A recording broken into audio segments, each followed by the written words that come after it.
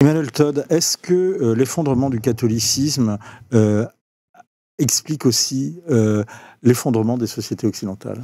Oui, alors, en ce qui concerne Patrick Buisson, je ne serais pas en désaccord sur la notion de christianisme, mais il me semblait qu'il parlait plutôt en fait du protestantisme. Alors je pense justement, que c'est j'ai Pierre mis Chenu était de ce monde aussi. Je veux pas mettre... C'était un disciple de Chenu, mais j'ai expliqué, je vais poser la question justement sur le protestantisme. Et lui était revenu, il avait défendu le catholicisme. Oui, alors moi, la raison pour laquelle c'est pas juste les attitudes, l'ascétisme, le report, etc. Tout ça existe du côté de la réforme comme de la contre-réforme catholique. Pour moi, ce qui a assuré la dynamique protestante, et donc la montée en puissance successive de l'Angleterre, de la Scandinavie, de la Prusse, des États-Unis, c'est l'alphabétisation. C'est un accident. C'est pas l'éthique protestante. Moi, j'ai fait du Max Weber détourné dans mon livre. C'est-à-dire, c'est un point passionnant de votre livre. C'est-à-dire que ils ont appris à lire pour lire la Bible. Ben oui, c'est ça, pour communiquer avec Dieu. Et donc, c'est juste un accident de l'histoire que cette exigence métaphysique a produit des populations actives supérieurement qualifiées pour lire des modes d'emploi. C'est quand même ça qui s'est passé. Donc c'est et il se pensait vous dites également qu'il y a dans ces cultures-là, dans ces mentalités-là aussi l'idée que on fait partie des élus et qu'on est sauvé, qu'on a une mission divine. Oui, bah ça c'est le protestantisme il est démocratique en ce sens qu'il veut que tout le monde puisse lire, en fait, et il est radicalement inégalitaire parce qu'il y a des élus et des damnés. Donc on va trouver à la fois le développement économique et les pires formes de racisme, comme j'explique, en pays protestants. Alors les pires formes de racisme, ça va être le nazisme dans toutes les régions protestantes de l'Allemagne. Regardez les cartes des élections, des cartes électorales de l'époque de la montée de Hitler, 32-33. C'est la carte du luthéranisme. Mais c'est aussi le racisme dirigé contre les Noirs aux États-Unis. Mais cela dit, l'effondrement du protestantisme actuel permet d'expliquer simultanément l'effondrement éducatif, culturel, industriel des États-Unis et l'émancipation des Noirs.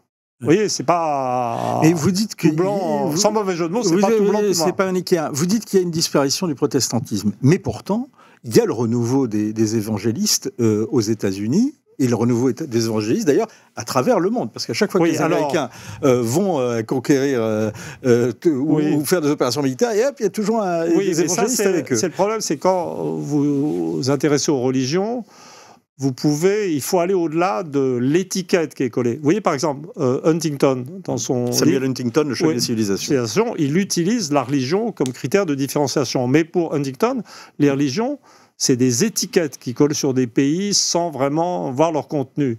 Pour le protestantisme et l'évangélisme, c'est la même chose. C'est-à-dire que moi, le protestantisme dont je parle, c'est un protestantisme qui est une religion dure, exigeante, avec un Dieu pas forcément sympa, qui condamne à mort ou à vie, qui vous met dans un état d'anxiété terrible parce que vous vous demandez si vous êtes élu ou damné.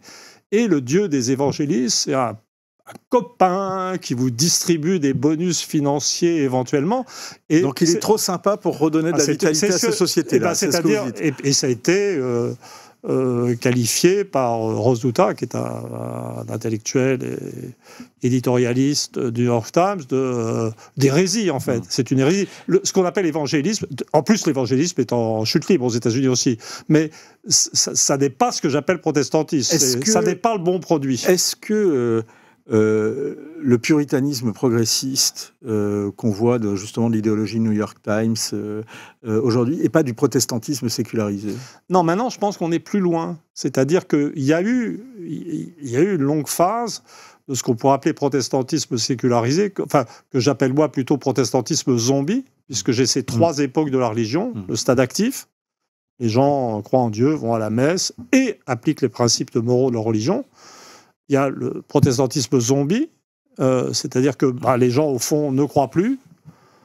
Même, ils font, dans un contexte américain, ils font un peu semblant d'aller à l'office dominical, sans trop croire, mais les règles morales, les exigences morales sont toujours là. La moralité individuelle, sociale, le sentiment d'obligation, l'éthique du travail sont toujours là. Et puis, il y a un stade après, ça c'est les années 2000, en fait, qui est le stade zéro, ou même les exigences morales où il n'y a plus rien.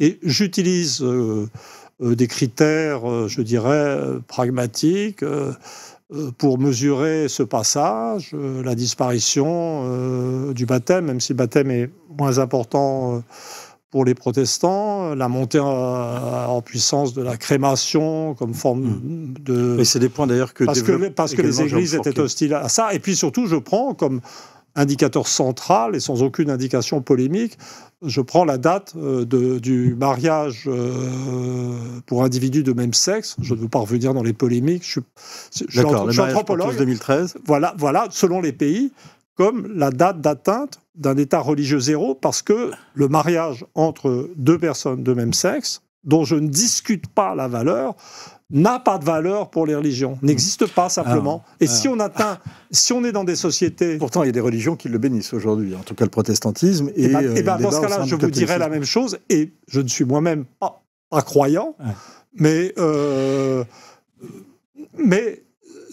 veux dire, en acceptant ces choses, les religions ou les églises officielles sont peut-être en train d'officialiser leur disparition en tant que ce qu'elles disent être. Alors, deux questions par rapport à ça.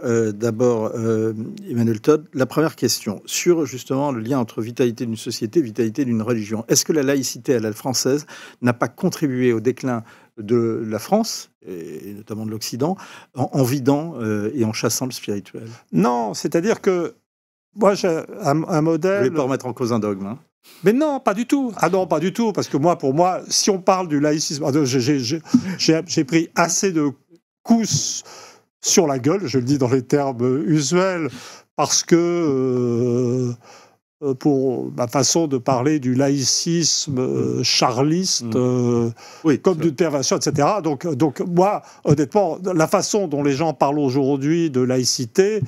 Et juste, j'essaie d'être poli. Donc vous ne pensez pas que c'est autre chose. Mais vous ne pensez pas que cette laïcité à la française... Non. C'est-à-dire que la laïcité française a été une cancel culture. Non, mais dans le stade de la laïcité de la Troisième République, la France de la Troisième République, vous aviez les 2/3 du territoire national où les gens n'allaient plus, en simplifiant, à la messe, surtout les hommes. Quelques femmes allaient encore à la messe dans les provinces déchristianisées. 1/3 du territoire national sur la périphérie, où l'Église était plutôt entre 1850 et 1914 en remontée d'influence et de pratique.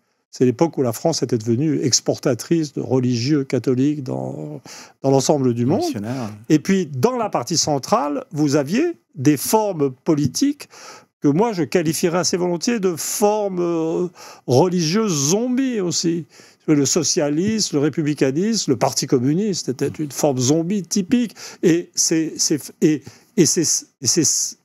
forces dont les valeurs étaient au fond assez proches en termes sociaux de celles de l'Église, qui parlaient de laïcité. Cette laïcité, je ne voudrais pas dire il y a une bonne et une mauvaise laïcité. C'était plutôt des religions sécularisées, finalement. Voilà, mais cette laïcité était très positive. Le problème, c'est qu'on a l'impression... J'avais eu l'occasion d'en discuter... j'avais fait une longue interview pour la revue Mission, une revue chrétienne, etc., dans laquelle je me représentais l'histoire de l'Occident comme l'histoire de la dépense ou l'utilisation sans renouvellement d'un capital moral et social religieux initial. C'est-à-dire qu'on part avec un certain type de structuration sociale accumulée ou constituée par le christianisme en un millénaire ou plus. Et puis, ce capital est usé, utilisé, ça produit le décollage économique, ça permet tous les progrès scientifiques et autres, mais à chaque fois, on dépense de ce capital moral et on arrive au bout du bout maintenant, tout est dépensé, on a atteint un niveau de modernité tout à fait extraordinaire, parce qu'il ne faut quand même pas cracher dans la soupe. L'époque technologique est extraordinaire. Simplement, le problème, c'est que le renouvellement de ce capital socio-religieux, moral, est quand même encore plus problématique que celui des énergies renouvelables. Donc on a un problème de durabilité, de reconstitution de ce capital moral. Si je vous suis dans votre livre, alors il y a plein de choses qui sont passionnantes, notamment vous rappelez les liens entre les structures familiales, enfin en tous les cas c'est toute votre thèse entre les liens entre la structure familiale et la structure des États ou l'émergence d'un certain nombre d'idéologies. Je renvoie les internautes à votre livre, justement pour ça, parce que c'est vraiment passionnant. Il nous reste peu de temps. Je voudrais juste qu'on aborde l'un des ingrédients de cette défaite, en tout cas de l'Occident. Quels sont ces ingrédients? Est-ce que c'est cette disparition des classes moyennes et la baisse du niveau d'éducation et du niveau d'instruction en Occident? Oui, c'est la même chose. C'est cet état zéro, en fait, que j'essaye de saisir, mais plutôt à travers ce cas limite de la désintégration d'une société américaine où la mortalité augmente. Mais l'Europe aussi est un cas... Alors, l'Europe, à quel point de vue? Alors, l'Europe, alors d'abord, l'Europe est différenciée. Dans le livre, je distingue quand même plusieurs Occidents. Un Occident libéral, de famille nucléaire, qui va comprendre la France, les États-Unis, l'Angleterre, dans lequel l'état zéro de la religion laisse l'individu seul face à lui-même, puisque la famille elle-même, nucléaire, individualiste, n'est pas très structurante. Et ça a été le lieu de naissance de la démocratie libérale et de dépérissement actuellement.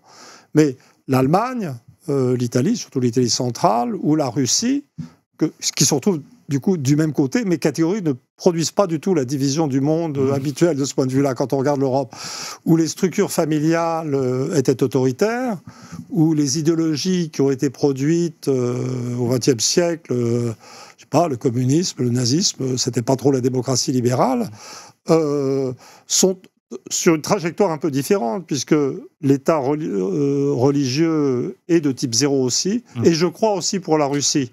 Mais il y a des restes de structures familiales, de structuration qui encadrent l'individu et qui expliquent, par exemple, la meilleure résistance de l'industrie allemande, la capacité de l'Allemagne à faire un protectionnisme discret et inconscient, et la solidité de la Russie, qui reste une nation comme l'Allemagne. Je considère que la Russie et l'Allemagne sont des nations inertes, mais qui produisent quand même de la puissance. Réponse par oui, pardon, je suis désolé. Oui. Est-ce que l'Occident peut renaître?